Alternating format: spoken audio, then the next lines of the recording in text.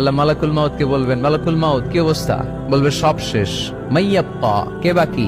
মালাকুল মাউত বলবে জিনেরা বাকি, যাদেরকে দেখা যায় না। আল্লাহ বলবেন জিনদেরকেও শেষ করে ফেলো, রুহু কবজ করো। মালাকুল মাউত আজরাইল জিনদের রুহু কবজ করবে। আল্লাহ এবার জিজ্ঞেস করবে, ইয়া মালাকাল মাউত আখবিরনি মাইয়াপ্পা, এবার বলো আর কে বাকি? মালাকুল মাউত বলবে, আল্লাহ মানুষগুলো সব শেষ, জিনগুলাও শেষ, এবার বাকি ইবলিস শয়তান। কে বাকি?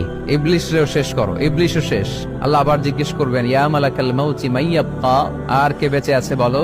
মালাকুল মাউত বলবে, আল্লাহ আপনার কথা অনুযায়ী পৃথিবীর সব মানুষের রুহু কবজ করলাম, সব জিনদের রুহু কবজ করলাম, ইবলিসের রুহু কবজ করলাম, এখন আছে শুধু ফেরেশতা। আছে কারা? যাও ফেরেশতাদের রুহু কবজ করো। ফেরেশতাদের রুহু কবজ হয়ে যাবে। এবার আল্লাহ জিজ্ঞেস করবেন, ইয়া মালাকাল মাউত আখবিরনি মাইয়াপ্পা।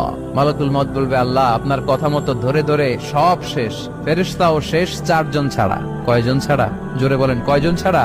ইসরাফিল, জিব্রাইল, মিকাইল,